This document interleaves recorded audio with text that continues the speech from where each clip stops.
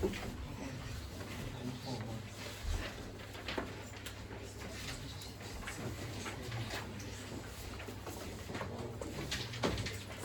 dənə eyni boyda qab götürürəm. Birinin ağzını bağlayıram, birinin ağzını açıq saxlayıram. Deyirəm ki, hər ikisində temperatur atıram.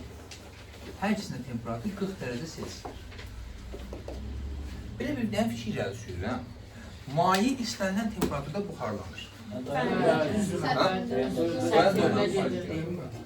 Düzgün fikirdir mi? Niyə?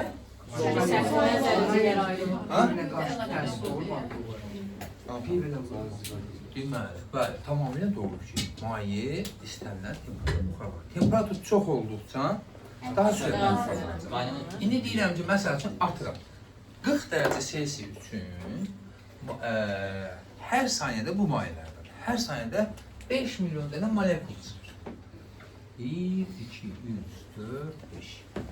1, 2, 3, 4, 5. Atıram. Buradakı bu çıxan buxar zərrəcikləri hara gedir? Birinin ağzı bağlı, birinin ağzı açıq. Bu hara gedir? Havaya. Onun az bir qismi burada qalacaq, yerdə qalanlar uçdu getdi ətraf mühitə yayılır. Elə bəs ikincidə nə olacaq? Mayenin sərtliyi ilə o qapaq deyək də, yuxarı səthi arasında qalan fəzaya girişdir. Bu artıq gedə bilmir. Yaxşı, proses davam edir. Dəqiqələr, saatlar, nə saniyələr, nə qədərsə. Nə baş verir? Artıq bu yenə getdikcə buxarlanır, ətrafa yayılır, amma bu nə edir? Getdikcə buxar nə edir? Sıxlaşır, sıxlaşır, sıxlaşır, sıxlaşır. Artıq elə bir məqam gəlir ki, artıq kifayət qədər sıxlaşır buxar. Hər saniyədə 5 milyon dənə çıxır, 1 milyon dənəsi mayenin daxilinə geri qayıdır. Yerdə qalan 4 milyon yenə bu fəzaya. Yenə sıxlaşma prosesi davam edirmi? İndi bir müddət keçir, artıq o qədər sıxlaşma yaranır ki, 5 milyon çıxır, 2 milyon dənəsi geri qayıdır. Yerdə qalan 3 milyon yenə buradakı fəzaya. Və beləliklə bir müddət keçir, 3 milyon dənəsi qayıdır, 2 milyon dənə yenə bu fəzada, 4 milyonu qayıdır, 1 milyonu yenə bu fəzada. Artıq elə bir məqam gəlir ki, 5 milyon dənə çıxır, 5 milyon dənə də qayıdır. Elə, niyə qayıdır?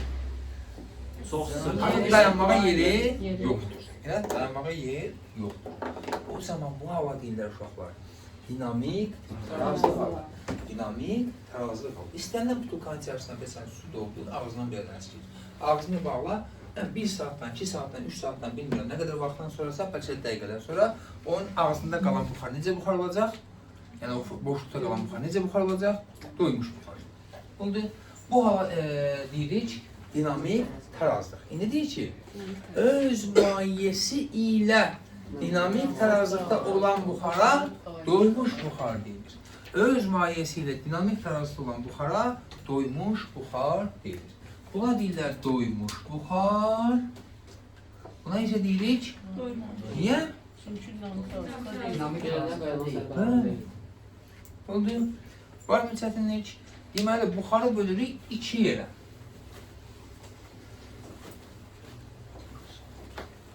Doymuş buxar deyilib, biraz da olsa, məsəl üçün, isti bir çay qoymuşuq daha, biraz da olsa temperatur azalacaq. Bir də? Deyicili bəzələri qalır buxarda. Ondan temperatur biraz da olsun azalacaq. Qış başlamışdan da azalacaq. Zaten bu şeyin qapağını çıxardığında, açanda nə su tökülür. Yaxşı, buxarı bölürük 2 yerə. Bir deyirik doymamış. Bir də deyirik doymuş. Doymamış buxar nə qəbul edirsiniz? İdeal qaz. Belə qəbul edirik. Və bütün ideal qaz qanunlarını, bu imkanında keçdiyiniz bütün ideal qaz qanunlarını tətbiq edə bilərik. İdeal qaz qanunları ödənir. Ödənilir. İkinci doymuş buxarımız isə baxaq ki, nə baş verir? Biz izoprosesdə öyrənmişdik, elə? Boyle-Mariotte qanunu. Nətər edir ki? Aha. Tutaq ki, V artsa P neyinidir? Sonra öyrəndik Lüssat qanunu. P konstant. P artanda V də neyini? Artır. Üçüncü, Charles qanunu. V konstant. P artanda P də neyini? Artır. Bunların heç biri doymuş buxar üçün tətbiq etmək olmaz. Bunların heç birini tətbiq etmək olmaz. Bir dənə belə bir qayda deyirəm, doymuş buxarın xüsusi bir xassəsi. Doymuş buxarın temperaturu, doymuş buxarın təzyiqi yalnız və yalnız temperaturdan asılıdır. Yəni temperatur artarsa doymuş buxarın təzyiqi azalsa azalar. Bu bizim hansı qanunları birbaşa göz-gözə vurur? Bu üç qanunu hansı birbaşa göz-gözə vurur? Ödəmir. Göz-gözə. İzotermiki ödəyir.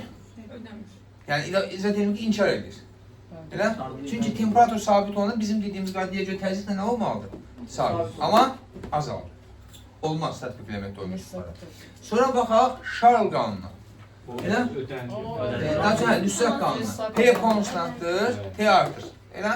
T artırsa bizim dediyimiz qaydaya görə ki, yalnız temperatur artırdır, T də artmalıdır.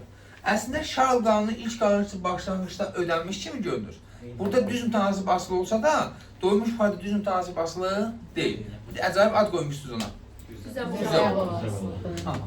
Var mı bir çətinlik? Yaxşı, bu yetimi biz nə ilə hesablamalıyıq mı? Böyle, nə ilə hesablayacaq? Doymuş buxarın təzyiqinin P0'da işarə edir ki, o bizdən seçək. Bərabərdir rho bölək M RT bir də NKT. Bu düsturlardan istifadə etmək olar. Oldu. İndi gəlin baxaq görək uşaqlar. Biz deyiriksə ki, əgər bunlar olmaz, elə? Bunlar olmaz deyiriksə, bunlar doymuş buxarın özünə məxsus bir şey olmalıdır, eləmi? Gəl özünə məxsuslara baxaq. Birinci konspektdə hansı gəlir? Sabit temperaturda sabit temperaturda genişləndirmə. P konstant həcm artır. Mən bunu həm uşaqlara deyirəm. Bax, sentyabrdan bu yana hardasa bir 3 ay demək olar ki, dərs keçiririk. Bax, bu 3 ay ərzində nə demişiksə, indi 2 dənə proses deyəcəm, 2 dənə hadisə deyəcəm. Bir, sabit temperaturda genişlənmə, bir də sabit həcmdə qızdırma. Bu 2 dənədən başqa, bu 2 dənə haldan başqa nə deyəcəmsə, hamısının izahı bir-bir kitablarda biraz artıq, biraz əksik var, hətta bəzi kitablarda mən deyəndən artıq var. Amma deyəcəyim bu 2 dənə hissə heç bir kitabda izahı ilə yoxdur. Orada sadəcə əzbər şəklində verilir ki, məsəl üçün, belə olanda bu sabit olanda falan şeylər artır, ya da falan şey artanda falan şey sabitdir. İndi izahını mən sizə verəcəm, tövsiyə edirəm ki, izahından anlayarsınız. Anlayanmazsınız da neyini yək? Əzbər şəklində. Oldu? Ha? İmtihanı nə qaracaqsan? Anlayacağım. İmtihanı başlayacaq. Biraz sual verirəm. Aha. Doymuş buxarda konsentrasiya sabit. Baxaq ki, hansı halda? Mən sənə sual verəcəm, hansı halda? Baxaq görək, indi yoxlayaq. Deməli, temperatur sabit, həcm artır. Baba, belə düşünək.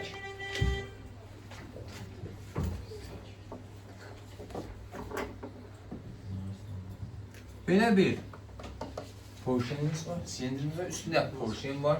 Az bir miqdarda maye var. Və üstündə doymuş buxar var. Məsələn, atıram, temperaturumuz, məsəl üçün, deyirəm ki, 40 dərəcə Selsidir. Və 40 dərəcə Selsi üçün hər saniyədə dedik ki, 5 milyon dənə molekul çıxır. Və artıq bir müddətdən sonra burada nə yaranıb artıq? Dinamik tarazlıq, yəni çıxandan sayı, qaydandan sayı nədir? Bərabər. Atıram özüm üçün ki, burada deyirəm ki, 10 milyard dənə molekul var. Yəni bu fəzada 10 milyard dənə buxar molekulu var. Buxar hal-hazırda necə buxardır? Doymuş buxardır. İndi mən nə edirəm? Temperaturu sabit saxlamaq şərti ilə həcmi genişləndirirəm. Yəni necə genişləndirə bilərəm? Porşeni enlədə bilməzəm ki, silindiri. Nə edirəm? Porşeni yuxarıya qaldırıram. Yenə bizim mayemiz yenə hər saniyədə 5 milyon dənə molekulumuz çıxır. Uşaqlar, dinamik tarazlıq pozuldu, pozulmadı. Bozuldu. Niyə? Daha çox yer var deyə daha Hə, çıxabilir. bayaq niyə qayıdırdı bu? Yer yox idi. Yer yox idi. İndi isə artıq yer genişləndi. Dinamik tarazlıq pozuldu. Amma bu sonsuza qədər elə dinamik tarazlıq pozulmuş qədər kimi qalacaqmı? Bir müddətdən sonra artıq buradakı fəzada nə edəcək? Dolacaq və bir müddətdən sonra 1 milyonu qayıdacaq, 2 milyonu, 3 milyonu, 4 milyon, 5 milyon. Amma normalda buradakı molekulların sayı artıq buradakı molekulların sayından nə olacaq? Çox. Əvvəl atıram ki 10 milyard dənə molekul var idi, indi 15 milyard dənə molekul var. Buxar molekullarının sayı nə deyir? Bəli, buxar molekullarının sayı. Bildin niyə? Buxar molekullarının sayı neynədir? Artdı. Buxarın kütləsi niyə? Molekul sayı. M bərabərdir, bəli, yaşa konspekt. Adını bilmirdim. Heç yoxdur bu deyil. M buxar artsa, buxarın kütləsi neynir? M buxar artır. Buxarın kütləsi artırsa, mayenin kütləsi niyə? Buxar nədən qidalanır? Aha. M maye azalır. Razıyıq mı? Yaxşı, gəlin baxaq görək. Sıxlıq neynir? M bölək V. Bu artır, həcm artır. Sıxlıq dəyişməz. Konsentrasiyaya baxsaq, M buxar bölək V. Buxar molekulların sayı artır, həcm artır. Bu sabit. Bir də uşaqlar, biz dedik ki, təzyiq yalnız və yalnız nədən asılıdır? Bu sabitdirsə, deməli,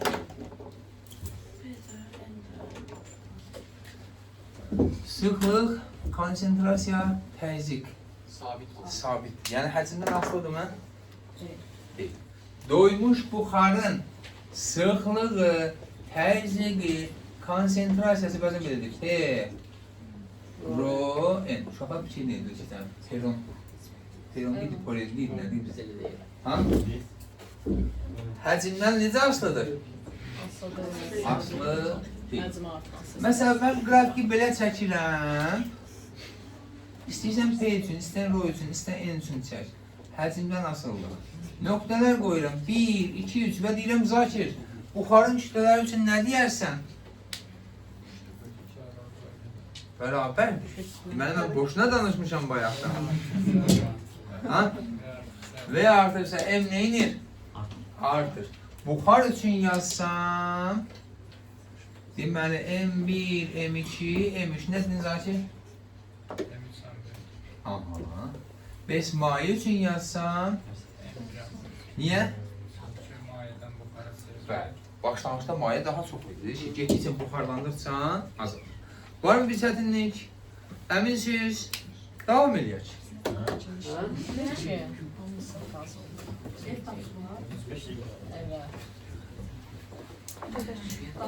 Yaxşı, bunu nə vaxa qədər genişləndirə bilərəm mən? Onsuz da mayeni az götürmüşük. Elə? Deməli, biraz genişləndirdim, sonra bir dinamik tarazlıq bərpa oldu, sonra biraz da genişləndirdim. Yenə dinamik tarazlıq bərpa oldu və belə mayenin miqdarı neynədir? Bitti. Maye bitti. Maye bitti. Deməli, artıq bunun içində nə var uşaqlar? Ancaq nə var? Ancaq buxar. Bu artıq necə buxardır? Doymamış. Artıq biz buna ideal qaz kimi baxacağıq. Burada maye var mı? Ümumiyyətlə, doymuş buxar belə düşünün də uşaqlar. Doymuş buxarın qayıtmaq üçün bir mayesi var. Elə? Doymamışsa bu yoxdur. Elə? Ya da doymuş buxar belə düşünürsünüz. Bu bir abituriyent kimi. Elə? Səhər 8-də qapını açıb səni atırlarsa da çölə. İndi axşam saat 10-da, 11-də, 9-da müəllim necə də bıraxsa, könülsüz də olsa qəbul edirlər. Elə? Gedəcəyin bir evin var. Elə doymuş buxarında qayıdacağı bir nəyi var? Mayesi. Aha. Deməli, mən amma nə edirəm? Temperatur sabitdir, yenə eyni şəkildə həcmi artırmağa davam edirəm. Çünki buxarın kütləsi artar, azalar. Niyə? Bəs mayenin kütləsi? Yoxdur. Maye bitib. Bəli. Maye. Yaz qızım. 200 dəfə, 200 dəfə bana. Bayaqdan özləri qarşılırlar. Gelen adam kitle zaten. Yaz. Hadi ciddi yaz. Böyle. Sen de ürəyin gözün işıqlandı. Yazdım ben de. Gel sen bu gün. Ben güzel test şeyini işledim. En buxar, konstant və bu qabandan yaz ki, depozitə sərf oluna bilməz. O indi dememeliydim değil mi? Maye nə qədərdir? Sıfır. 0. Yəni sən istəyirsən? Yox. İndi həcmi artırıram. Bəli, buxar molekulların sayı nə edir? Değişmez. Niyə? Çünkü maye yoktu ki bu kadar. Ay canavar qızım. En buxar konstant. Onda konsentrasiya sıxlığımıza baxaq. Azalır. Bu sabit, həcm artırsa sıxlıq. Ayağı sağ. Konsentrasiyamız en buxar, bu sabit, həcm artırsa konsentrasiya nə edir? Bəs uşaqlar, bu hansı prosesdir? İzotermik. İzotermik. Həcm artıbsa deməli təzyiq P neynəyəcəkdir deyik? Azalır. İndi baxın, diqqət. P, Rho, N. V-dən necə asılıdır? Tərs. P, Rho, N. V-dən tərs mütənasib asılıdır. Tərs mütənasib asılıdır. Bu necə buxar idi?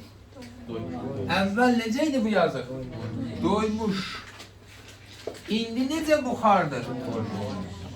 Doymamış. Biz neynədik? Nəyə çevirdik? Doyan buxar, yəni doymuş buxarı, doymamış buxara çevirdik. Necə? Nuray? Nuray? Sabit temperaturda geçiyor. Bəli. Sabit temperaturda həcmi artırmaq var. Nəsə dedin? Aha.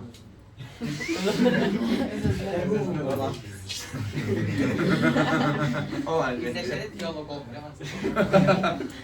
Sabit temperaturda genişləndirməklə. Bəs yaxşı. Nəsliyan? Çünki bir dəfə söz verək tanışında yazaq, həmişə. Bəs doymamışı doymuşa necə çevirə bilərik qızım? Sırf Nəsliyan məxsus bir şey. Sabit de. Sana edersin mayesi olan nihayet. Ağzı bağlı. Ya da yağlı balığa da sıkarık da yani. Aha, yəni bunun tərsi də, aha. Sıkarık da yani sabit temperaturda sıkarık. Doymamış buxara, doymuş buxara çevirmək üçün sabit temperaturda sıxmaq lazımdır. Sabit həcmdə. Onda baxaq görüm uşaqlar. Burada bax, əvvəl bunun qrafiki necə idi? Sonra Burası onu belə. Gəlin bu qrafiki birləşdirək. Bəli, əslində niyyətim yox idi, sırf Ayşənin istəyini nəzərə alaraq. Bugün qrafiklər mənim şeyimə Deməli, əvvəl necə buxar idi? Doymuş. Sonra necə buxar oldu? Doymuş. Nöqtələr verin. 1, 2, 3, 4, 5. Ego xanım, Emrəmi. buxarın kütlələri üçün nə deyərsən qızım? Deməli, 2 də böyükdür birdən, 3, 4, 5-də bərabərdir. Biz 2-dən, Nə 2-dən? bunlar 2-dən, 3-də ən böyükdür. 4, 5. 5-in də bir yerdə müqayisə edir. Riyaziyyat dərslərini davam edir. Ha? 3 bərabərdir böyükdür, 2 birdən. 1, baxın müəllim, 1, 2 və... Yaxşı qızım, deyil, belə. Azərbaycan dilimiz. M1, M2, M3, M4, M5. Gəl belə. Hə, indi oldu əla. Deməli 5 Bura nə işarəsi qoyum? belə başlayaq da daldan. Bu ya buradan başla. Yaxşı. M2 böyükdür. Yəni nə işarəsi qoyum? Belə?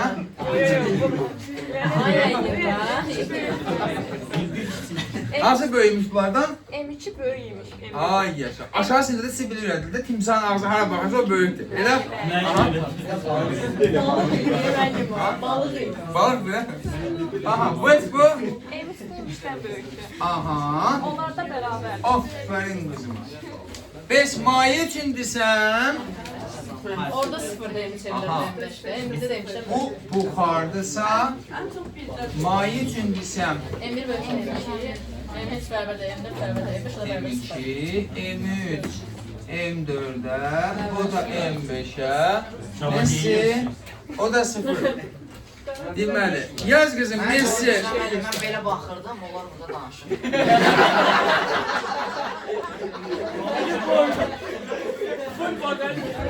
Yaz kızım.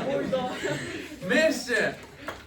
%100, Galip %100, Halit yığışlandığından görə %100, bu səndi yanındakın. Benimki de yok, benimki de. Ben yarış var. Ben 200 test Ha?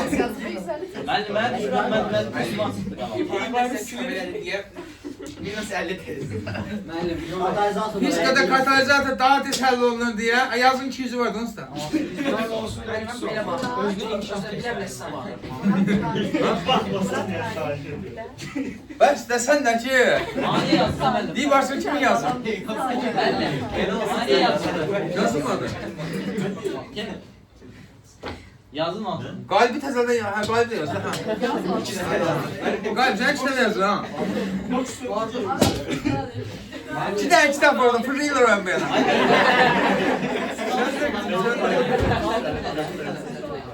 Ben alıştırmışım ben. Daha sonra. Yok ben hakkında 200 lira. P konstantı dedik. İndi baxırıq ki, sabit həcmdə qızdırmaq kimi? Dur. Bir dənə belə bir hermetik çip bağlı qab buyura lazım. İçində az bir miqdarda maye var.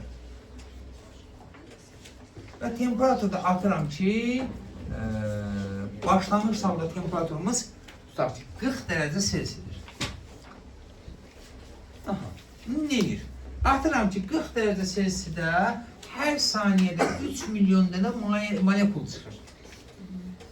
Və bu molekullar hara yerləşir? Ağzı bağlı qabdır. Hara gedirlər? Buradakı fəzaya deyirsən də? Və bir müddətdən sonra biz deyirik ki, artıq dinamik tarazlıq yaranır. Bunun içindəki buxar necə buxardır? Doymuş. Oldu. Mən sonra nə edirəm?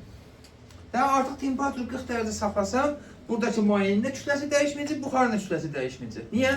Hər saniyədə 3 milyon dənə çıxır, 3 milyon dənə nədir? Qayıt. İndi mən nə edirəm? Temperaturu artırdım, elədim 60 dərəcə Selsi. Elə? Deyirəm ki, atıram 60 dərəcə Selsi də hər saniyədə 7 milyon dənə molekul çıxır. Özümcüm təsadüfi rəqəblər verir. İndi bax, bayaq 3 milyon çıxırdı, 3 milyon qayıdırdı. İndi isə 7 milyon çıxır, 3 milyon qayıdır. Yerdə qalan buxar molekulları hara gedir? Bu arada mən temperaturu artırmamışdan əvvəl atıram ki, burada 5 milyard sayda molekul var idi. Buxar molekulu var idi. İndi temperaturu arttırdığım hər saniyədə 3 milyon dənə qayıdır, amma 7 milyon dənə çıxır. Yerdə qalan 4 milyon dənəsi hara gedir? Buradakı fəzaya yerləşirmi? Getdikcə buxar miqdarı neyinir? Artıq buxarın sıxılı zad artır, elə? Gəlir, artıq bir müddətdən sonra 7 milyon çıxır, 4 milyon dənəsi qayıdır. Yerdə qalan 3 milyon yenə bu fəzaya yerləşir. Bir müddət keçsə yenə sıxlaşma yaranır, artıq 5 milyon dənəsi geri qayıdır. 2 milyon? Yenə bu fəza. Getdikcə sıxlaşma yaranırmı? Və beləcə 6 milyonu qayıdır, 1 milyonu yenə hər saniyədə bu fəzaya. Artıq elə bir məqam gəlir ki, 7 milyon çıxır, 7 milyon qayıdır. Amma sizcə bu halda əvvəlki ilə bu müqayisədə, buxar molekulların sayı çoxdur yoxsa azdır? Bu arada bu ortadakı proses var idi, bu qaydanların sayı getdikcə artırdı. O halda buxar doymuş payda doymamış. Doymamış. Niyə?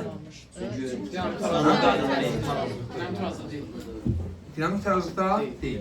İndi sonra dinamik tarazlıq bərpa olunandan sonra buxar molekulların sayı neyləmiş oldu? Artdı. Artıram ki oldu 8 milyard dənə. Özüm üçün bir təsadüfi rəqəm var. Belə? Buxar molekulların sayı neynədir? Artdı. M buxar artdı. Sizcə biz buxarın kütləsi? M0 vuraq M. Bu artdısa bu da neynədir? Artdı. Biz yaxşı mayenin kütləsi? Niyə? Aha, M maye azaldı. Gəlin baxaq görüm, sıxlığa baxaq görək. Rho bərabərdir M buxar bölək V. V sabit, buxarın kütləsi? Sıxlığı? Yaxşı. Konsentrasiyaya baxsaq, bu sabit, bu artır. Bəs bu neyini? Artır. Yaxşı, biz demişik ki, doymuş buxarın təzyiqi yalnız və yalnız nədən asılıdır? Temperatur artıb deyə qızdırırıq. Elə? Temperatur artıb deyə təzyiqlə neyini? Artır. Bax, bayaqki əvvəlki prosesimizdə bunlar nə idi? Sabit. Elə? Sabit temperaturda genişləndir. Rho, P, N. Bunlar sabit idi mi? İndi artdı. Elə? Onda bunlar özdə artır. Amma necə artır uşaqlar? Bax, belə deyək də.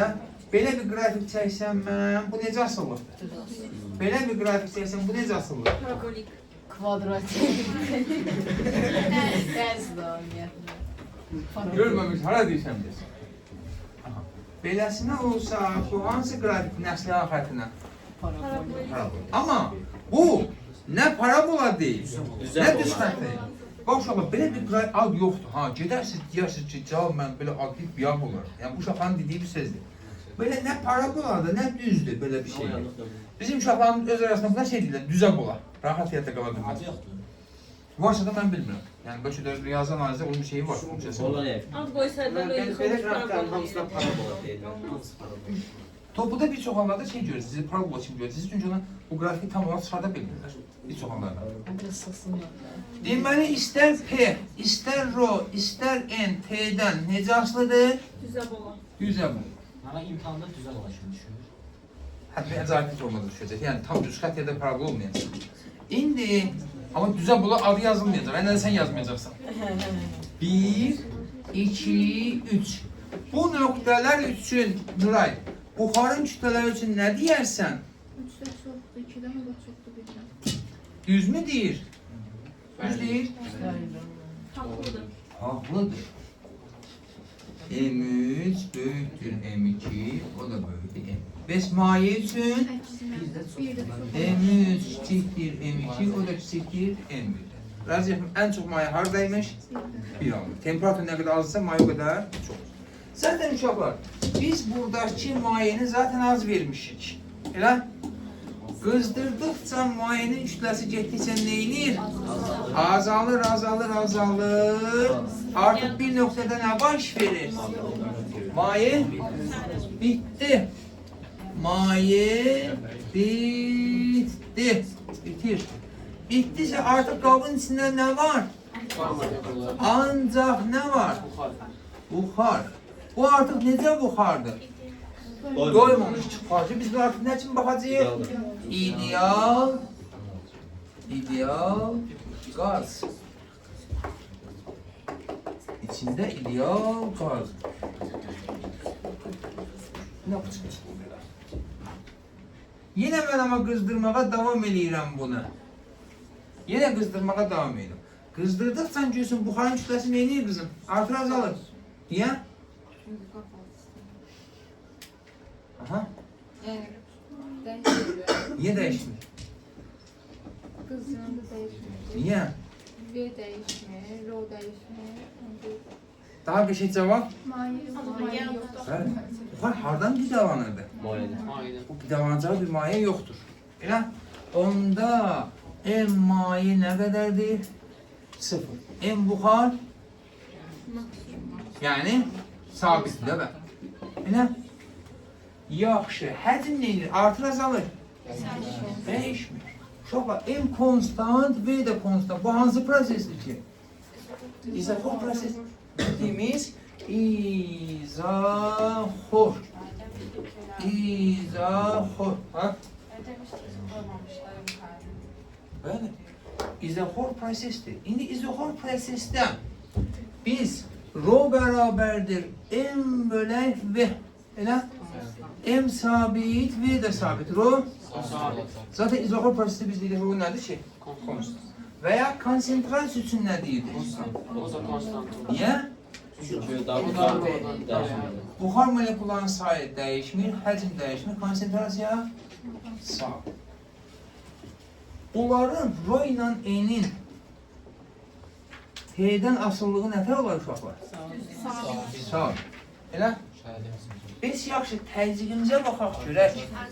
İzoxor prosesdir. Gedə bilərik. Və... Ay müəllim. Hə?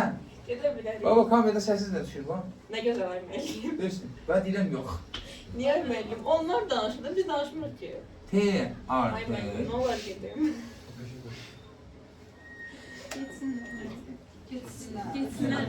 T konstant, V konstant, T artır, T də artır. Hansı proses deyil? İzoxor. T ilə T necə asılıdır? Düz mütənasib asılıdır. Hətta belə də qoyabilirim.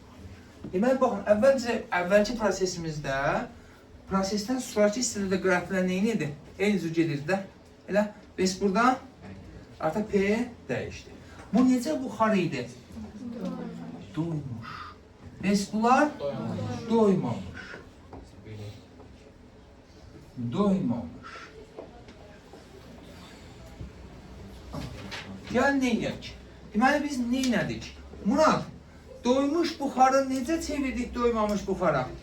Doymuş buxarı doymamışa. Temperatur artıraraq. Hansı şərtlər? İzoxor. İzoxor deyilməz, Yəni deməz. ki, həcm dəyişməyəndir. Sabit həcmdə neynəməklə? Temperaturu artırmaq. Yəni qızdırmaqla. Başqa necə eləyə bilərdik? Başqa necə? Həcmi artırmaq. Hansı şəraitdə? Temperatur sabit. Sabit temperaturda genişləndirir. Biz yaxşı İbrahim, doymamışı doymuşa necə çevirərik? Sabit həcmdə temperaturu azaltmaq. Azaltmaqla və ya Sabit temperaturda həcm İstismamalı yəni. Su dökərik, bəslənsinlər, qoysunlar. Yəni çox məntiqlidir. ömrüm çürüdəcəkdim mən bu tənə qədər. Su tökmək üçün alsaq zərrəciklər buxarı. Bəli, eşitdin. Nədir? Elmi bir cavab. Yəni aradan Onda gerek kranı bir krant olsun oradan dökmüşüm. Nəsdən o da yeyəcək. O da geriyə boşaldırıq, sonra necə krampda olur? Su istən kramplardan burada bir şey mümkündür. Yaxşı, gəlin belə eləyək. Bu qrafikləri birləşdirək uşaqlar. Ardıcı olaraq birləşdirək. Əvvəlcə rho ilə N üçün çəkirəm.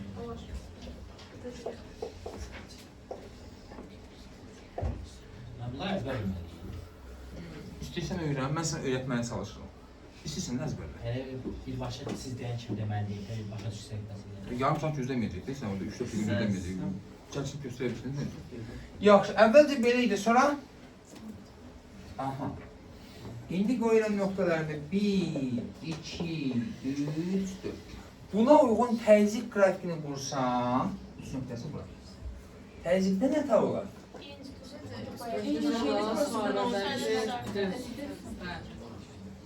Bir, iki, üç ara düşür.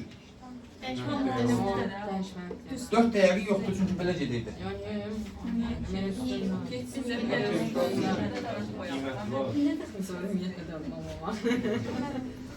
Üç nöqtəsi ekskluziv nöqtədir əli.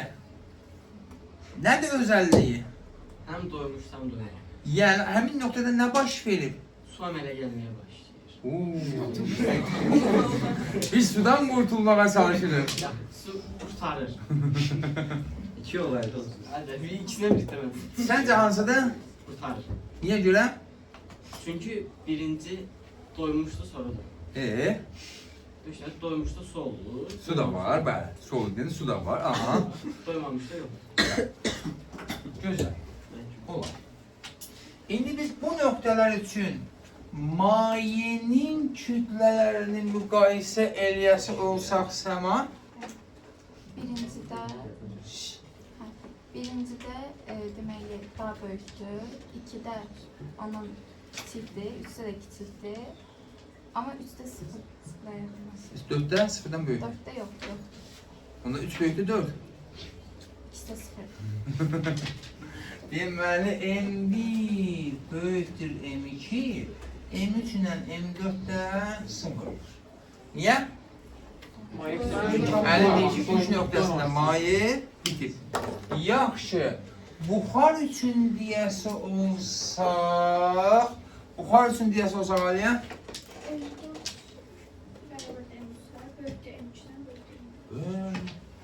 M4 bərabərdir M3-ə, böyükdür M2, böyük nədən?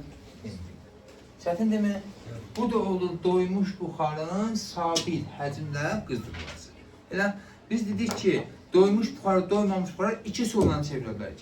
Bir, sabit temperaturda genişləndirərək, iki, sabit həcmdə qızdırırıq. Eyni şəkildə də doymamış buxarı, doymuş buxara çevirə bilərik. Necə?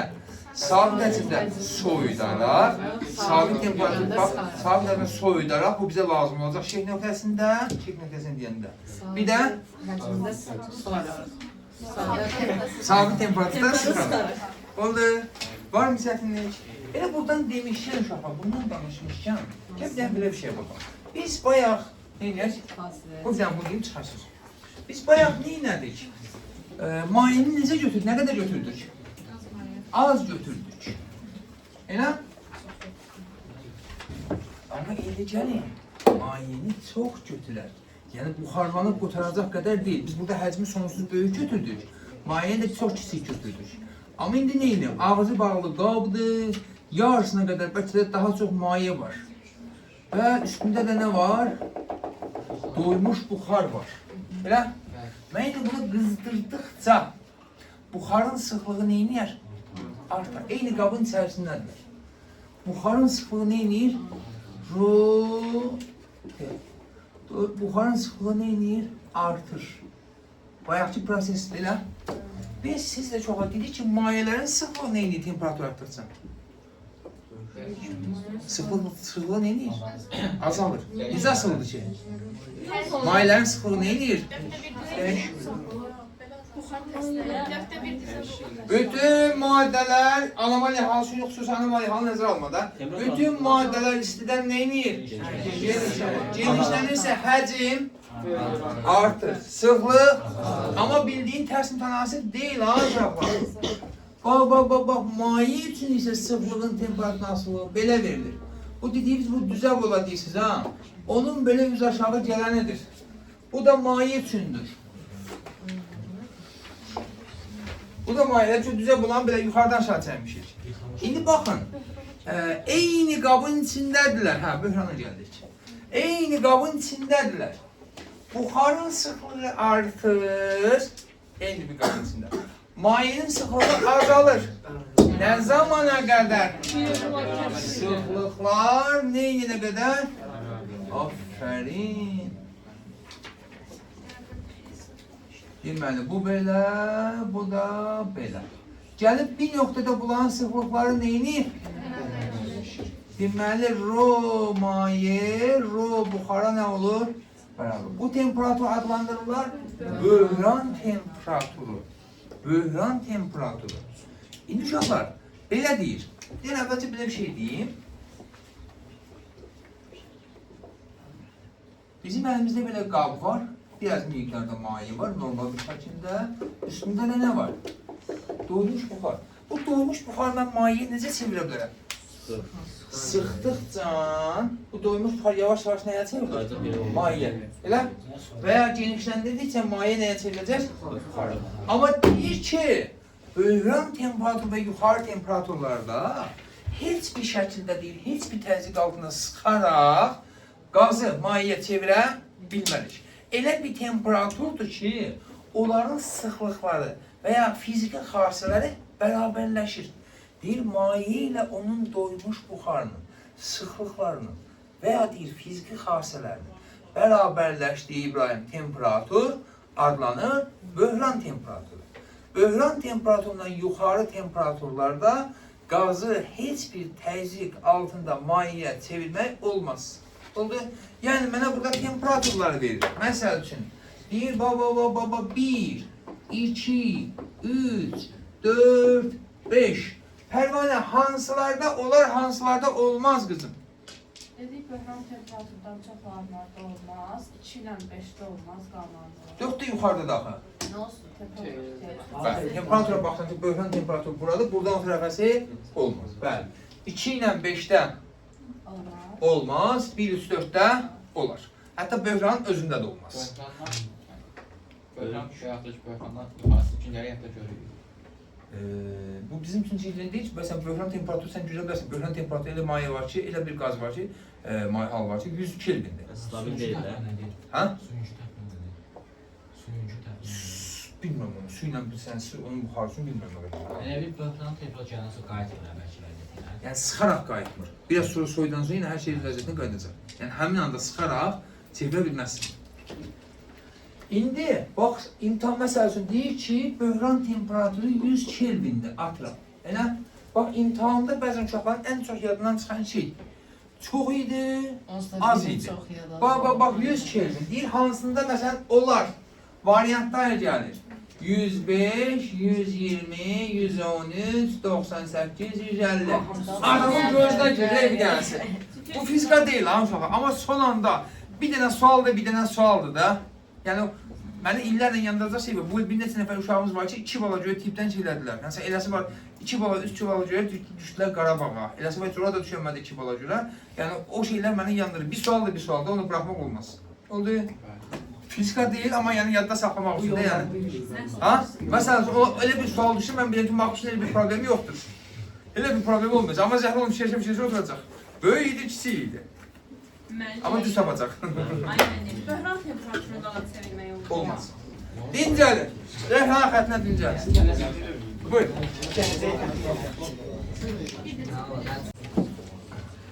İndi baxın uşaqlar, şey nöqtəsi.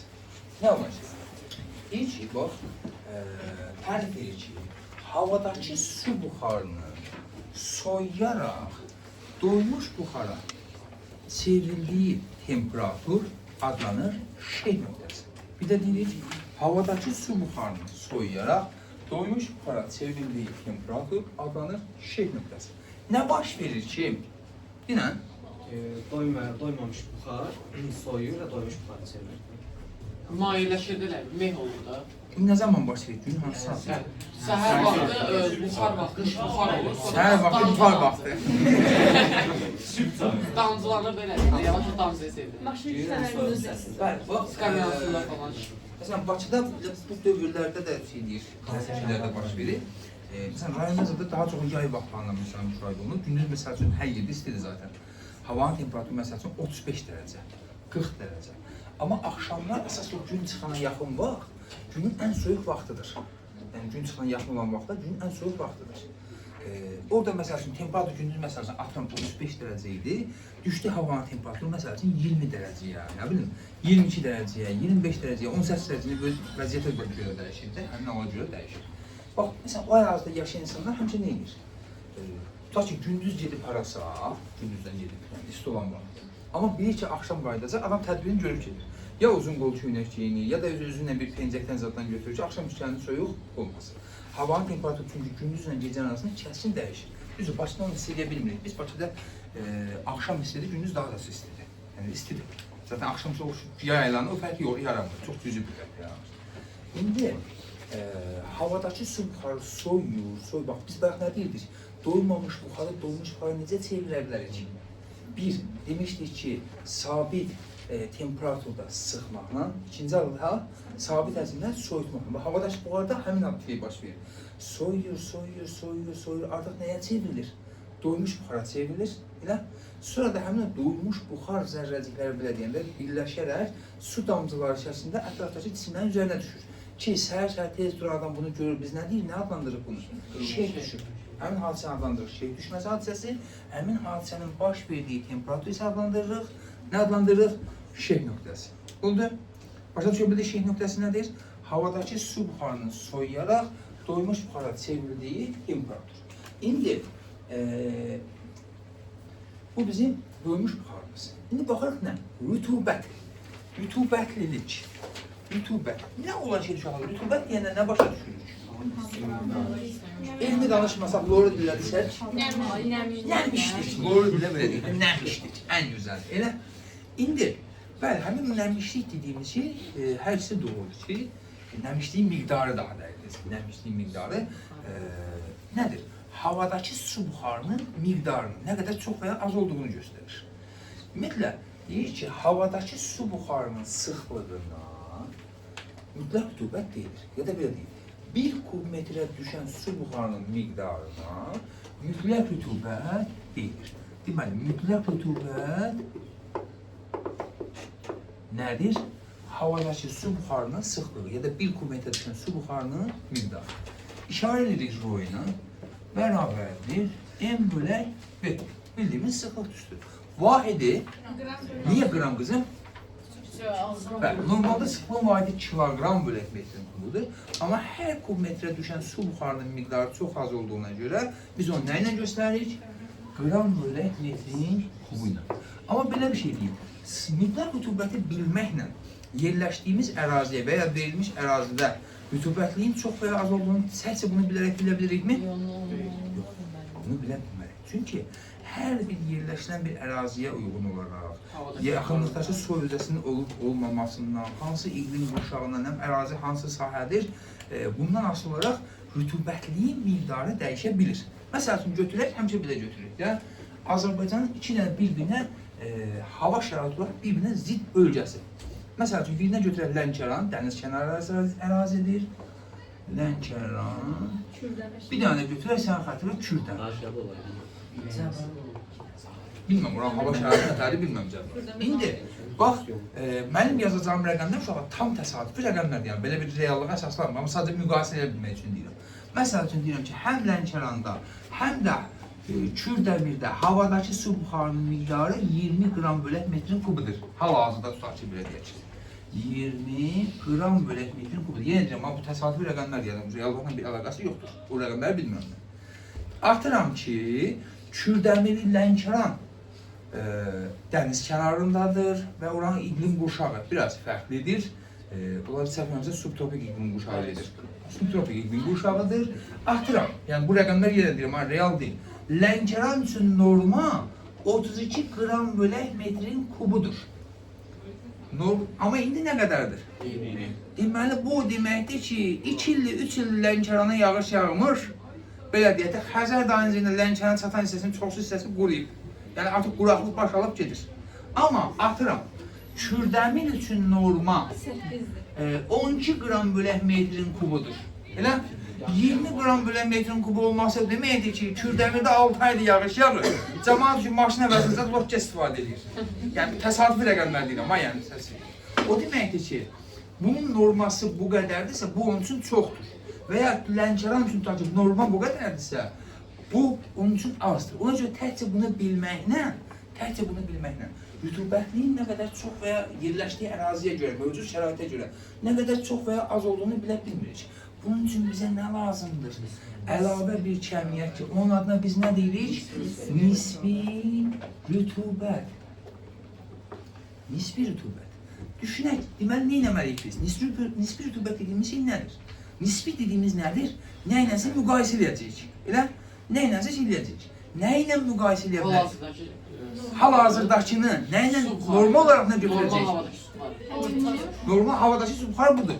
Bunu nə ilə müqayisə etməliyik? Doymuş buxarla. Bax, mən qabın içində tutaq ki, doymuş buxar götürmüşəm, elə? Burada artıq çıxan molekulların sayı qayıdan molekulların sayına bərabərdir. Elə? Niyə bu qayıdır?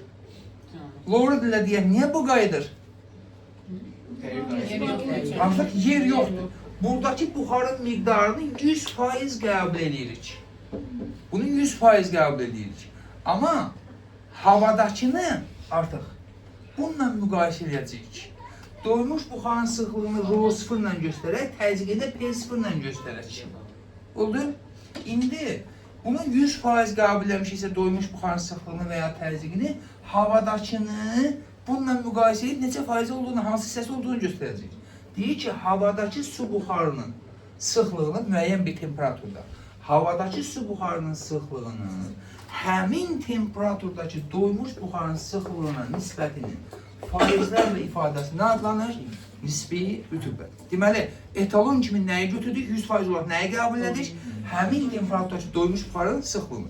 Eyni şeyi təzyiq üçün də yaza bilərik. Havadakı su buxarının təzyiqi, bu arada uşaqlar, biz atmosfer təzyiqi deyirik, eləmi? Atmosfer təzyiqi nədir ki? Ətrafdakı havanın çimə üzərində yerləşdiyi, yaratdığı təzyiq. Ətrafdakı hava nələrdən ibarətdir? Hidrogen, oksigen, karbon, başqa-başqa qazlar və əlavə olaraq nə? Su buxarı. Oldu? Bunların hamısı bir yerdə yaratdığı təzyiq nə qədərdir? Deyək ki, 100 kilopascal. Elə? Bunların hər birində ayrı-ayrılıqda müəyyən bir təzyiqi var. Məsəl üçün, belə deyək ki, atıram özüm üçün. Yenə deyirəm, təsadüf rəqəmlərdir. Karbonun, məsəl üçün, yaratdığı təzyiq 35 kilopascal. Məsələn, oksigenin yaratdığı təzyiq 18 kilopascal. Su buxarının yaratdığı təzyiq 4 kilopascal. Bunların hər birinin ayrı-ayrılıqda yaratdığı təzyiq adlanır parsial təzyiq. Hamısı bir yerdə yığılaraq nəyə adlanır? Nəyi yaradır daha doğrusu? Atmosfer təzyiqi. İndi müəyyən temperaturdakı havadakı su buxarının parsial təzyiqinin həmin temperaturdakı doymuş buxarın təzyiqinə nisbətinin faizlərlə ifadəsi adlanır nisbi rütubət. Doymuş buxarın təzyiqi uşaqlar laborator şəraitdə təzyiqi və sıxlığı laborator şəraitdə hesablanır. Yəqin sizdən icazə edir uşaqlar? Doymuş buxarın sıxlığı və təzyiqi laborator şəraitdə hesablanır. Məsəl üçün, burada baxaq, deməli, müəyyən temperaturda bir cədvəl verib, 8-8 kitabıdır. Müəyyən temperaturda doymuş su buxarının sıxlığı. Məsəl üçün, 5 dərəcə Celsius üçün verib, 6,8 qram bölək metrin kubu. 10 dərəcə Celsius üçün verib, 9,4. 15 dərəcə Celsius üçün verib, 12,8.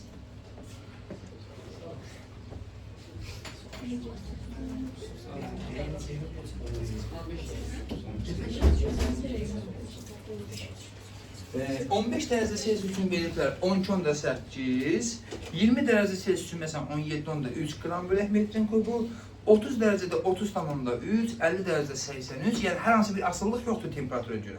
Sadəcə laborator şəraitdə hesablanmış qiymətlər. Və həmin temperaturda bizdə artıq doymuş su buxarının sıxlığı məlumdur. Sadəcə biz havadakini qoyuruq yerinə, hesablayırıq ki, neçə faizdir. Oldu mu?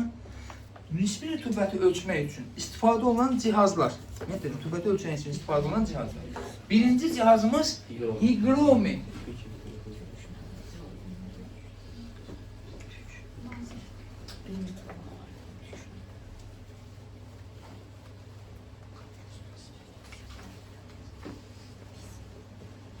Higrometr.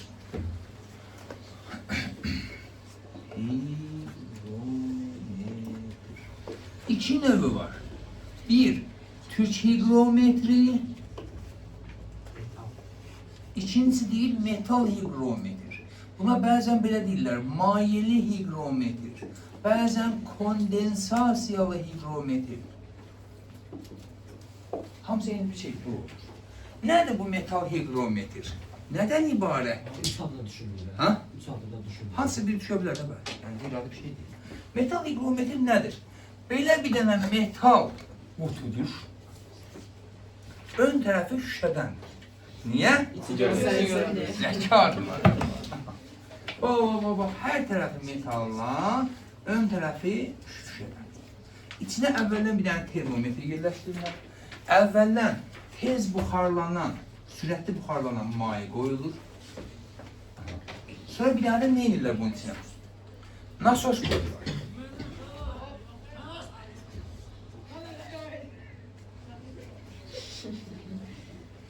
Baxın uşaqlar, əllərini silə burada dərs versin. Bir dənə də belə nasos qoyulur. Ən primitiv nasos bilirsiniz nə düşünün uşaqlar? O təzyiq ölçən aparatda var ha. Fıs-fıs deyirsiniz də. O fıs-fısın vəzifəsi nədir? Nədir adı? Tanometr. O tanometr başını buraxın. Fıs-fısın vəzifəsi nədir? Bax, sən hər dəfə sıxanda içindəki hava gedir bura. Bəs əlvi buraxanda bu hava geri qayıdır? Hardan alır havanı? Çöldən. Vəzifəsi odur, bəli, orada qurulan balaca hissə var. Çöldən havanı alır, çünki sən onun qolu bağır, hər tərəfə sıxanda, hər tərəfə sıxılsa bu şey qoldaşı nə edir? Eyni hava olsa o tərəfə gedər, bu tərəfə gedər. Elə? Deməli, vəzifəsi nədir? Çöldəki havanı alıb, içəriyə vurmaq. Elə? İndi zaten bu maye sürətli buxarlanan mayedir. Başlanğıçda belə deyim, mən təcrübəyə başlayanda tutar ki, temperatur 32 dərəcə Selsi idi. İndi buxarlanır. Buxarlandıqca maye neyinir? Soyuyur. Soyuduqca ətrafdakı havanı da neyinir? Getdikcə hava da neyinəcək? Soyuyur. Bununla bərabər mən neyinirəm? Bu tanometri fıs-fısdan hava vururam. Elə? Yaxşı. Nə baş verir? Bu hava vuraraq neyinirəm? Buxarlanma prosesinin sürətləndir. Elə bir ki, o çayın içinə çöp salmışsan, çöplü şey salmışsan, turpska deyirsiniz də, tərsinə üfürsən. Ne olur onda? O yəqin ki eləmişsiniz də, ha? Sanki neyinirsən onu? Çayı içərdən üfürsən elə bir ki. Onda ne olur ki? Daha sürətlə buxarlanır mı? Bəli. Elə bir ki, buxarlanma prosesini sürətləndirir. Buradan hava çıxdıqca, hava molekulları çıxdıqca, yuxarıya doğru ne oldu? Tez çekme kısmetine yok da kız. Buxarlanır, biraz da buxarlanma prosesini sürətlendirir. Zaten maye özü tez buxarlanan mayeydi, əlavə də biz köməkləyirik, belə hava verərək. Və temperatur düşür. Artıram özüm üçün, məsəl üçün 25 dərəcə Selsiyə çatanda görür ki, şüşə içərdən tərləyib. Nə deməkdir bu tərləməsi? Neyini? Şeh düşüb. Şeh düşüb. Həmin tərlədiyi temperatur hansı temperaturdur? Şeh nöqtəsi. 25 dərəcə bizim nəyimizdir? Şeh nöqtəsi. Yaxşı. Deməli, metal higrometr nəyi ölçür? Birbaşa şehin neçə dərəcə düşdüyün, yəni şeh nöqtəsini ölçür. Oldu? Yaxşı. İkinci higrometrimiz nədir? Güc higrometri. Güc higrometrinin iş prinsipi nəyə əsaslanır? Sadəcə bunu sizə kifayət edir. Yağsızlaşdırılmış insan tükünün nisbi rütubətdən uzanmasına əsaslanır. Yəni bu nə deməkdir? Belə deyək, biraz yaş olanda, nəm olanda insan tükü neyinir? Uzanır. Amma o demək deyil, Xalidin saçı uzanır, Burayın saçı qədər olacaq. Elə uzanmadan söhbət edə bilməz, Yəni millimetr və ya daha kiçik uzanmalardan söhbət gedir. Oldu? Yəni cüzi bir uzanmadan gedir. O da bizim metal tük higrometrimiz. İkinci cihazımız nədir? Psixrometr. Nə olan şeydir bu psixrometr? Ha? Psixdir. Normal değil aynen. Bu grubu normal değil.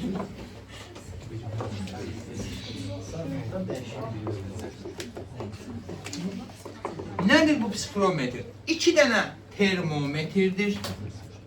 Eyni termometrlərdir. Ən bəsit bir şəkildə düşünərik. Birinin bu rezervuarına belə deyək də, bu civə yığıldığı hissəsinə pambıq sarıyırıq. Pambığın da bir ucunu aparıb qoyduq hara? Suyun içində, mərdiməzarlıq bizim işimiz. Boş beşə dayanmışıq. Nə olur ki? Pambıq neyinir? Yaş olur. Aha, islanır. Və islanaraq nəyi isladır? Termometri isladır mı? Tamam. Bu termometrlərdə hansı qururdu, hansı yaşdır? Birincisi necədir? Suza dəyməyib ki, buna deyirlər quru termometr. İkincisi, yaş olduğunca buna deyirlər yaş termometr. Bəzən nəm termometr də deyirlər. Hə, ikincisi suyun içinə salınır. Əslində reallıq belə bir şey var. Boru kimi şeyin içinə salınır belə. Bir dəfə suya niyə salınır, şəklin dəyişim olar belə? Sırf səhvlə görə çekilir də yəqin ki. Səhvlə buxarlanma səhvdən gedir də. Suyun içinə batır, çox ıslanır. Həm onunla bərabər şey deyir, buxarlanma sürətli daha çox səhvdə gedir. Yəni soyuma prosesi orada gedir. İçərisi biraz nisbətən daha istidir. İndi quru termometr nəyi göstərir? Nəyin temperaturunu göstərir? Olduğu ətraf mühiti. Məsələn, otağın içindəsə, otağın. Deyirəm ki, quru termometrin göstərişi məsəl üçün 30 dərəcə Selsidir. Və baxaq üçün yaş termometr bundan çoxdur, yoxsa azdır? Bax, nə baş verir? Su buxarlanır. Mən bayaqdan bu çayı süzəndə bayağı bir qaynar idi. Elə istəşəmiz bütün hissəsini tuta bilmir. İndi rahat tuturam artıq. Bir müddətdən sonra heç mənası qalmır, yəni istilik olmayacaq. Niyə? Buxarlanır mı? Buxarlanırsa nə edir? Soyuyur. Elə soyuduqca temperatur aşağı düşür və həm də bu termometrin göstərişini nə edir? Aşağı salır. Məsəl üçün deyirəm ki, yaş termometrin göstərişi 27 dərəcə Selsidir. Fərq nə qədərdir? Deməli, fərqimiz delta T. Yəni, T quru çıxaq nədir? T yaş. Diqqət, bütün proses bunun üzərindən qurulur. Fərq çoxdursa, fi azdır. Fərq azdırsa, fi çoxdur. Niyə? Niyə? Niyə belədir ki? Dinəmiz var. Fərq çoxdursa, gəlin birinci biz onun fərqin çox olduğu istəyini baxaq da. Bu deməkdir ki, demək ki, bu yaşdakı su, yaşdakı pamuk çox soyuyub da. Bu da niyə soyuyub? Demək ki, bu çox buxarlanıb. Çox da buxarlama bizə nəyi göstərir? Yəni, deməli, çox belə, necə deyirəm, bir dəqiqə. Sən qurduğum cümləni qurmağa çalışır, amma tələyə bilmir. Maddə çox buxarlanıb. Biz demişik ki, maye çox buxarlanıb. Düzdür, hələ ki deməmişik. Buxarlanmanın sürəti, yəni buxarlanma birbaşa xarici rütubətdən asılıdır. Xarici rütubət nə qədər çoxdursa, buxarlanma bir o qədər aşağıdır. Məsələn, paltarı yağışda havada asanda daha az yuyacaq da. Yəni buna görə demək ki, fisi azdır. Fərq az olanda isə demək ki, bu buxarlamağı macal demək ki, tapmayıb da. Tamam, əla, doğru fikirdir. Mən baxmışam, belə bir sadə bir şey deyim. Bax, mətbəxdə biz su qoyduq orada, eləmi? Yayda, məsələn, bu qış aylarında, mən hələ özümüz çay üçün istifadə edib, bizə aparatdan dolduranda, həftəlik toplamı 40 litri keçmir. Hətta çay içərək də belə. 40-50 litri keçmir. Amma yayda, yay aylarında, sırf o sizin içmək üçün istifadə edədiyiniz belə çay üçün qoyduğumuz 50 litri keçir. Səbəb, yayda çox su içirik. Niyə? Niyə? Baba, mənim yanından çıxırsınız, buraya gələnə qədər bir putukan orada içirsiniz, elə bir putukan burada doldurub içirsiniz. Səbəb? Səbəb? Aha, bax, niyə buxarlanır? Ha? Bax, yay aylarında hava istidir, elə? Ətrafda su buxarının miqdarı azdır. Tələb, iqtisadiyyatda belə bir şey var, tələb və təklif, elə? Ətrafda su buxarının miqdarı azdır. Tələbat çoxdur, mən suyu qoyuram, sürətlə buxarlanır. Buxarlandıqca da temperatur nə edir? Düşür aşağı, ortadakı fərq nə olur? Çox. Və ya düşünün ki, indiki havaya yaxın bir havadır, 2 gün qabaqçı hava, yağış yağırdı. Hər tərəf çiçki duman idi. Elə? Ətrafda su buxarının miqdarı çox idi. Elə? Mən suyu qoysam o qədər sürətlə buxarlanacaqmı? Yox. Elə? Niyə? Ətraf mühitin su buxarının tələbatı azdır. Tələbatı azdırsa, nə baş verir? Buxarlanma prosesi olur, amma az olur. Az buxarlanırsa, fərq də nə olacaq? Az. Ətrafda su buxarının miqdarının zaten çox olması nə deməkdir? Nisbi rütubətin çox olması. Oldu? Bax, bunun üçün xüsusi cədvəllər var. Bunlar psixrometrik cədvəl deyirlər.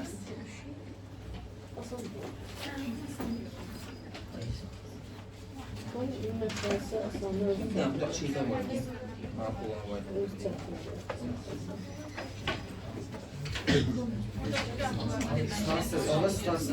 Ustansız daha geçen 2'den 5 ses var. Sayfa 327'ni açın. 327. Tarih test okusundan.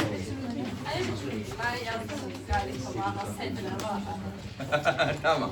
Topludan. Pərvanə müəllimənin toplusundan, kitabından, yazıları kitabından yox. Test toplusundan.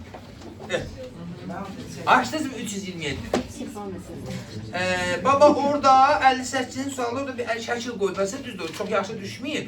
Yəqin siləhli versiyasına veriblər, çapda şey düşüb.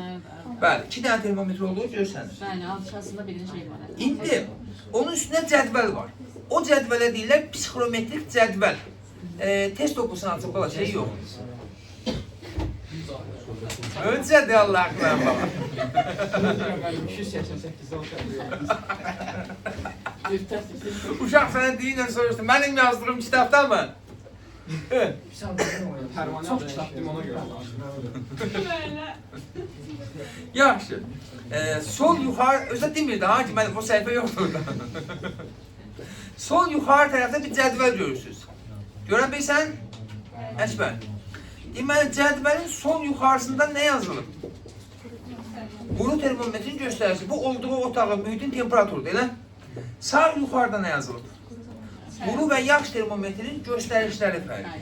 Məsəl üçün, mən deyirəm ki, qurunun göstəricisi 18 dərəcədir, yaşın göstəricisi 17 dərəcədir. Sən bu tərəfdən 18-ə baxacaqsan, o ortada isə fərqə baxasın, 1-ə. Nisbi rütubət neçə faiz göstərir? 2-in kəlişməsi haradır? 90. Məsəl üçün, deyirəm, qurunun deməli, əli, qurunun göstəricisi 20-dir, yaşın göstəricisi 17 əli. 20 yaşın göstərisi 17. Fərq neçədir? 74. 74, bəli. Və ya deyirəm ki, Nuray, qurunun göstəricisi 23, yaşın göstəricisi 18 qızım. Qurunun göstəricisi 23, yaşın göstəricisi 18-dir mən. Aha. 18, 84. Neynədir? 62.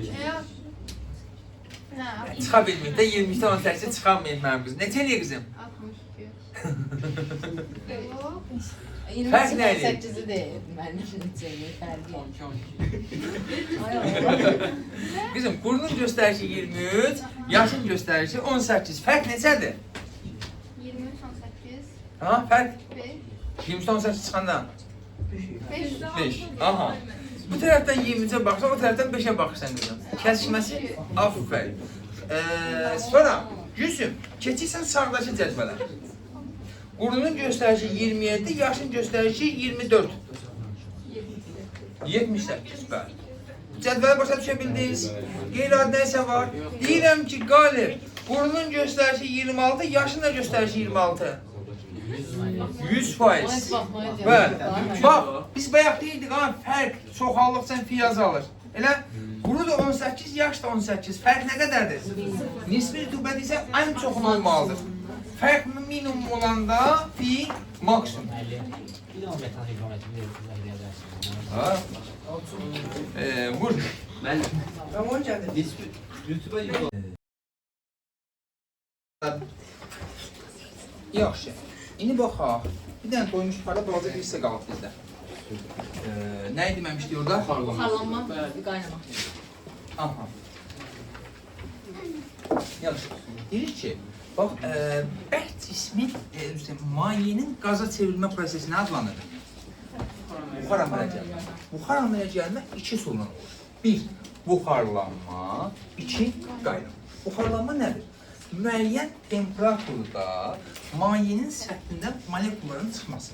Biz yaxşı, molekullar niyə çıxır? Müəyyən bir temperaturda niyə çıxır? Deyil deməz. Aha, məsəl üçün, düşünək ki, belə deyək də, bu qabın içindəki maye kimi düşünək. Buradakı hər hansı bir molekul, tutaq ki, səthə yaxın molekul, belə hamısı xaotik hərəkət edir. Belə bir hərəkət edən molekul müəyyən bir aşağı temperaturda bu digər molekulların cazibəsinin üstün gələ bilmir. Elə? Amma ola bilər başqa bir molekulla toqquşma nəticəsində enerjisi artmış olar. Onu çək o tərəfə qızım, biraz şimdi bu tərəfindən çək ama bu tərəfindən çək. Burada yəni ehtiyat yeri var. Və ya ola bilər ki, məsələn, biz temperaturu biraz artırandan sonra kinetik enerjisi artar və buradakı cazibəyə üstün gələrək çıxar. Mən deyir ki, müəyyən bir temperaturda mayenin səthində molekulların çıxması hadisəsi nə adlanır? Buxarlanma. Oldu? Məsəl üçün, tutaq ki, atıram, məsəl üçün, 50 dərəcəsizdə su buxarlanır. Amma nə tərəf buxarlanır? Bu otağı mayenin səthi kimi qəbul etsək, bir molekul buradan çıxır, bir molekul oradan çıxır, bir molekul oradan çıxır. Yəni, intensiv deyil. Biraz temperatur artırdım, çıxan molekulların sayı neyəcək? Artacaq. Biraz artırdım, biraz da artacaq. Elə bir temperatur gəlir, çatır ki, elə bir temperatur çatır ki, artıq həmin proses nəinki mayenin səthində, bütün həcmində baş verir ki, bu adlanır, bu hadisə adlanır nə? Qaynama. Deyir ki, mayenin bütün həcmində baş verən buxarlanma, buxar əmələ gəlmə prosesi adlanır qaynama. Hər bir mayenin də özünə məxsus qaynama temperaturu var. Məsələn, su üçün bu nə qədər qəbul edilmişik biz? 100 dərəcə Selsi. Məsələn, başqa bir maye üçün başqa bir temperaturdadır. Oldu mu? Var mı çətinlik? Bu qaynama. Biz yaxşı uşaqlar, belə bir anlayış var. Buxarlanma sürəti nə olan şeydir? Tərifi belə deyir ki, 1 saniyədə, yəni vahid zamanda, bir saniyədə və ya deyir, vahid zamanda mayeni tərk edən molekulların sayına əzləyik. Bir saniyədə mayeni tərk edən molekulların sayına buxarlanma sürəti deyilir. Buxarlanma sürəti nələrdən asılı olar? Nələrdən asılı? Birinci olaraq növündən. Yəni bunu necə izah edərsən ki, usta ben? Yəni mayenin növündən asılı olaraq həmin temperatur dəyişir. Bəli.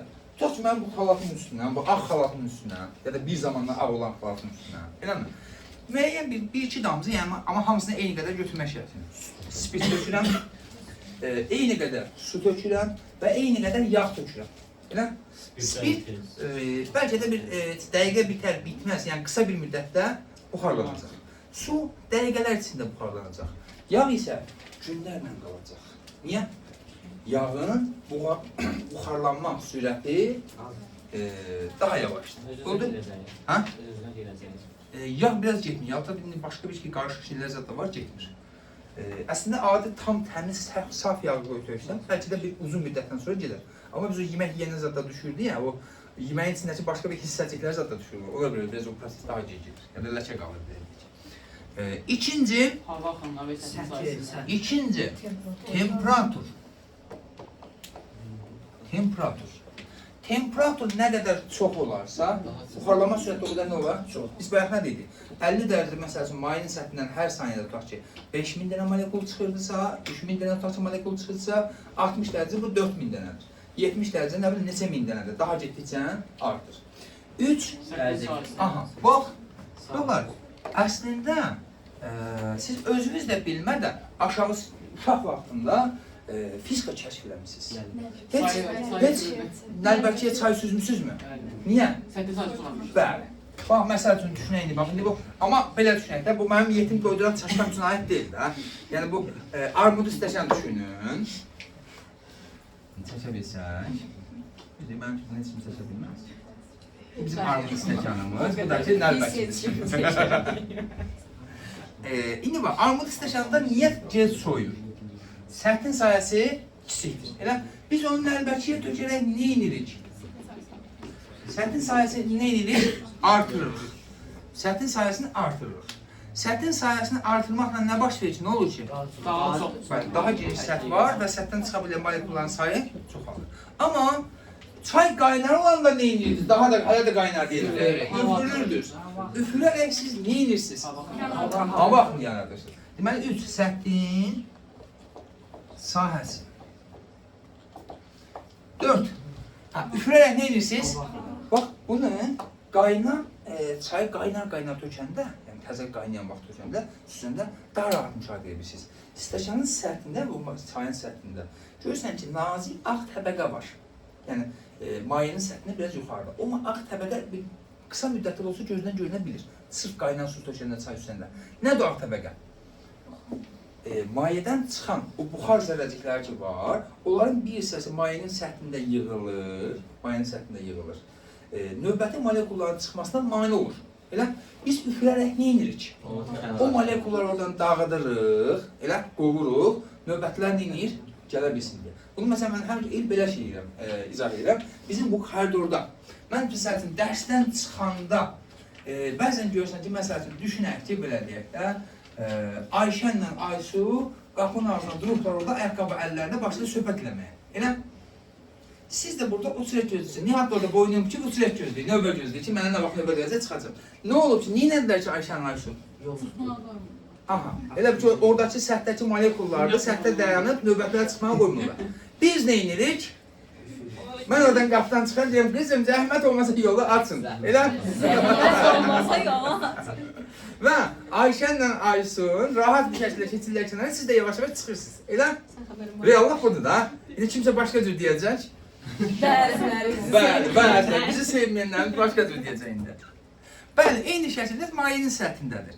Biz səthdə olan molekulları üfürərək belə deyə qovuruq ki, növbəti molekullar rahat çıxa bilsin. Məsələn, bunu belə bir nümunəsini deyim, yayda, məsələn, tutaq ki, bir köynəyi yuyub asmışıq. Tutaq ki, saat 11-də asmışıq.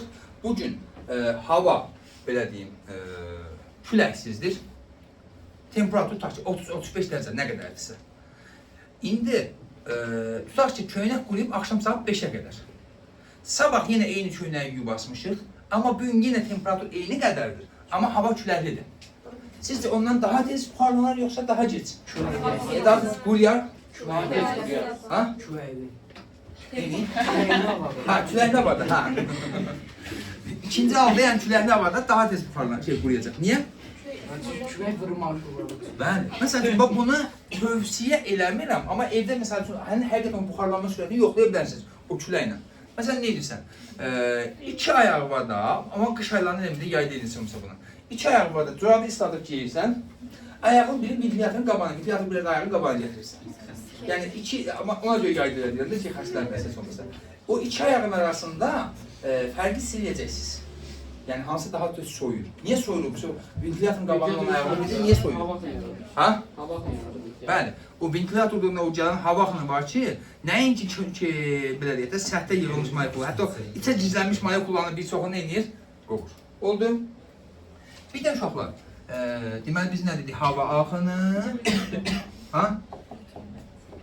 5, bəli, rütubətlilikdən nasıl ola bilər? Ətrafda rütubətlilik nə qədər çoxdursa, yəni nisbi rütubət nə qədər çoxdursa, buxarlanma sürəti o qədər azdır. Niyə?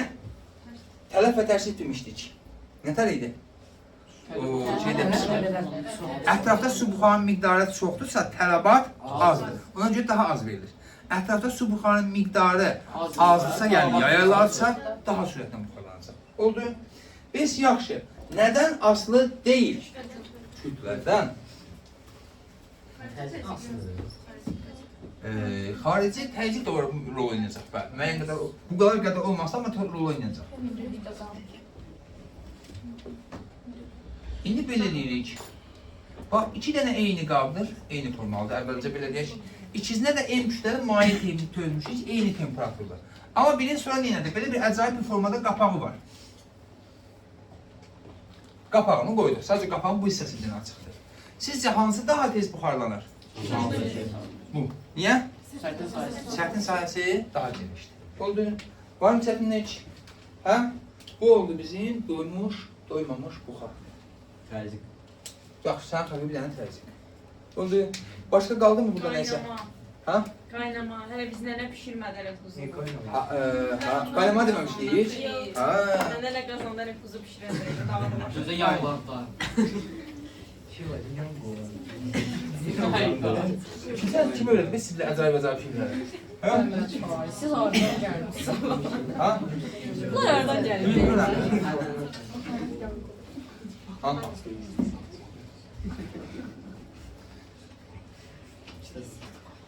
İndi bax, qaynama prosesi. Qaynama prosesi necə gedir?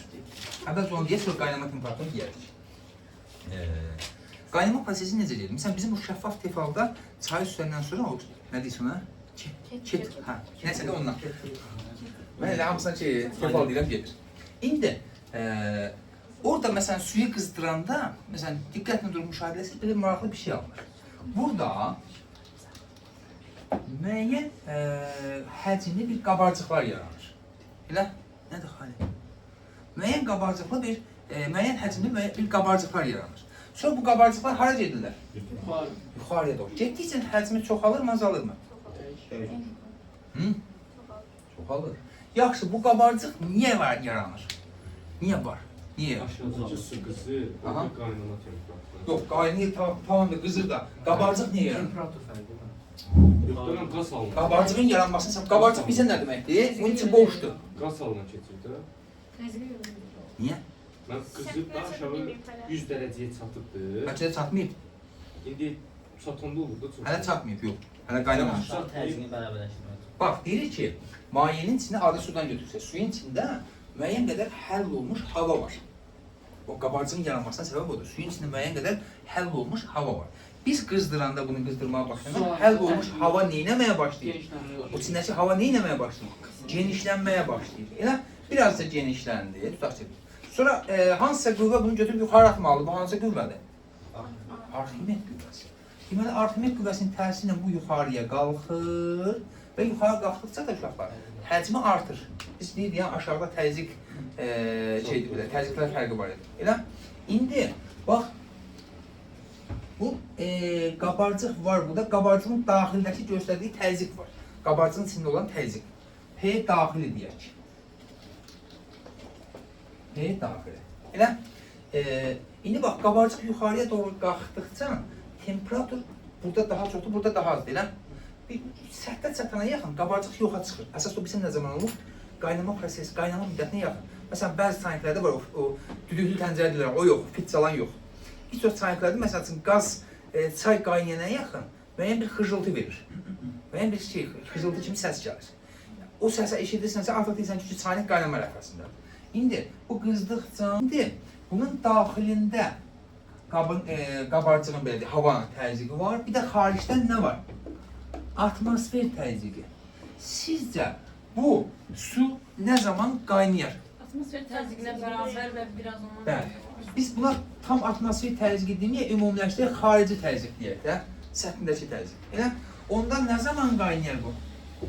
Daxildəki təzyiq, xaricdəki təzyiqdən ya böyük olmalıdır, ən azı nə olmalıdır?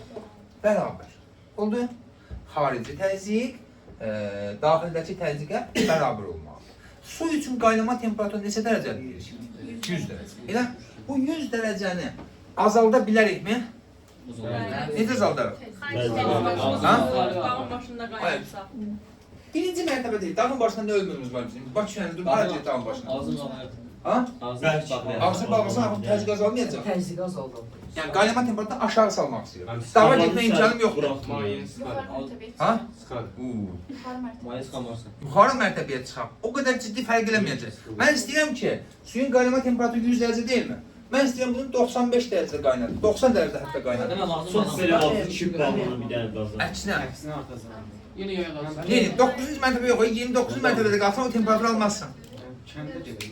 Gedənmirik. Araya gedib yaya qədər buradayam mən. Dərslər var orada. Qaynama da tətil verirəm sizə. Bir nəfər mesaj aldım bax. Suyun altında qaynadır. Hava soyuq. Suyun altına qaynadır.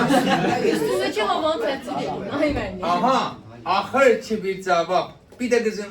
Üstündəki havanı necəsə çıxardın. Necə? Təcrid edin. Nə bileyim.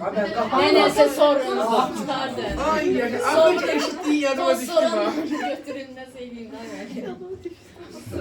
Çox şükür yadıma düşdü. Deməli, nə edirəm? Ağzını bağlayıram, burada maye var, su var, konkretləşdirək. Burada da müəyyən qədər hava varmı? Təbii ki, atmosfer təzyiqinə bərabər olan bir havanın təzyiqi var. Nə edirəm? Nasos vasitəsi ilə havanın hamısını yox da bir hissəsini, az bir hissəsini çıxardıram. Elə çıxartdım. Artıq xarici təzyiq neynədir? Azaldı. Xarici təzyiq azaldıqca qaynama temperaturunda neynəyəcək? Aşağı düşəcək. Oldu? İndi. Bu çıxartsaq havanı. Ha? Bəli, mən məhz vaxtında bəs Tam yerində. vaxtında bəs necə qaynayacaq? Birbaşa Onu qaynayır. bilmirəm. Deyəsən birbaşa qaynayır. Ha? Çünki baxın elə cihazlar var ki, içindəki havanın təzyiqi biraz Yəni sıfır bilmirəm, orada necə Ya, onda gedəcək. birbaşa Tam ideal vakuum ala bilmirsən onu. Yenə. Deməli, biz yaxşı, indi düşünək ki, bax, sizə keçən müəllimimiz belə bir şey deyib də, yaylaq məsələsi deyib, bilməm, hamı bayaqdan həsrətini yaylağı göstərir. Amma bu ildə o qədər maraqlı deyil, keçən daha maraqlı şey deyildi. Fərqli cavablar var idi. Bu ildə ki, çoxunuz eşitmişsiniz. Tamam, eşidənlər susuz, eşitməyənlərdən soruşuruq. Yazıq kimlər var içinə? 2 nəfər. Mən də deyirəm. 3 nəfər. Hə, 3 nəfər. Tamam. Düşünək ki, yaylaq dediyimiz yer bilirikmi yaylaq nədir? Ha? Dağın üstündə də bilərik. Yayda gedirlər, məsələn orada qoyun quzunu aparırlar, edirlər. İndi düşünək ki, nənə yaylaqdadır. Bəzən oraya yaylağa qalxanda ailəliksən, bəzən nəsillik üçün qalxırlar belə deyək. Həqiqətən. Həqiqətən elə, ha? İndi deyək ki, bax, nənəcil yaylaqdadılar. Həmin olduqları nöqtədə indi biraz kifayət qədər hündür bir yerdəyik də. Suyun qaynama temperaturu 90 dərəcə Selsidir. Həmin qaynama temperaturu. Çünki hündürə qalxdıqca atmosfer təzyiq nə edir? Azalır. Səthə düşən təzyiq azalır. Qaynama temperaturu nə edir? Aşağı düşür. Düzdür. Azərbaycanda heç bu qədər hündür yoxdur. Bazar düzlüyündə belə 93,4 neçədir deyəsən, bilmirəm. İndi biz 90 götürək. Nənənin də arandan qonaqları gələcək. İndi nənə bir dənə qaşaq qoyun kəsdirir burada. Elə əti də götürüb bunun içərisinə deyir, bunlara qaşaq yemək pişirəcəm. Bu da bizim buradakı ət. Amma Gülsüm, belə bir dərdimiz var. Belə bir dərdimiz var. Ətin bişməsi üçün minimum 100 dərəcə Selsi lazımdır. Nənənin olduğu yerdə isə Gülsüm, temperatur 90, yəni suyun qaynama temperaturu 90 dərəcə Selsidir. Nənə nə inəsin ki, bu ət bişsin? Nənə bu şəkildə qoysa, axşama qədər qaynatsa belə, 10 qazan su belə qaynatsa, ət bişməyəcək. Çünki onun bişməsi üçün olduğu su 100 dərəcə Selsiyə çatmalıdır. Nə edə bilərik Gülsüm? Selcan? Ha? Susuz pişirsin. Ha? Buxar qazanır. Kızım yayıqda buxar qazanır. Nə olur? Afqanistanlarda var ya, buxar qazanır. Afqanistandakı Sən Əfqana getməni aldın. Tamam, nənə Əfqanistan'da tanışı yoxdur. Yaxşı. Ha? Əti biraz yuxarı qaldırıb, saltda qalsın, elə pişirsin. Gülsün, sən nə deyərsən? Selcan? Nə varsın? Şşş. Bayaqçı kimi düşünə bilərik, qapağını bağlayıb, biraz havasını. Havasını alsan, biraz da düşəcək. 88'e düşəcək. Hə, o cür. Onda da Havasını artıralım. Nasıl olsun? Nasıl olsun nə gəlir orada? Kireç nedir? Ha? Nə deyirsən? Bəli. Bax, biz çox əsas da yəni bizim coğrafiyalarda bu tip yemək pişirmə yöntəmi çoxdur. Məsələn, heç yaylaqda olmasa belə. Yəni yaxşı pişməsi üçün ellər onu. Baba ağzını belə deyəndə bir qapağını örtdü, elə ağzının kənarlarını şey deyirlər. Həminlə bağlı. Palçıq da olar, amma eləyirlər ki, palçıq sən tökülür. Daha çox yayılan xəmirdir belə. Xəmirlə bağlayırlar. Xəmirin özəlliyi nədir? O qızdıqca xəmir daha da şey deyir belə deyək. Onu tamamən hava çıxacaq hər yeri bağlayır. Bişir özdə belə deyəcək xəmir özdə. Vəssalam. Bunun artıq hava çıxacaq yeri yoxdur. Nə baş versin? Bayaq burada təzyiq az idi elə. Su qaynayır, qaynayırdıqca buxar kənara çıxa bilmir, yığılır. Getdikcə təzyiq artır. Hətta elə bir məqam gəlir ki, məsəl üçün artıram. Suyun qaynama, o qədər burada buxar yığılır ki, suyun qaynama temperaturu 100 yox, 120 dərəcə Selsiyada çatdı artıq. O qədər böyük təhlükə yandı. Artıq ət çox qəşəng bir şəkildə pişib. Hətta sümüklər də belə pişib. Ha? O qədər mümkün olmaz. Məsəl üçün şey, bilmirəm, o hesablana biləcək bir şeydir. Amma yəni bu şəkildə şey deyil. Oldu? Var mı çətinlik? Kimisə böyle ürəyində qalmışdı. Razı qaldın? Ha? Nənə dağdan düşsə də. O da bir variantdır. Düşər anana, yeməyi pişirər, sonra qaynar qalar.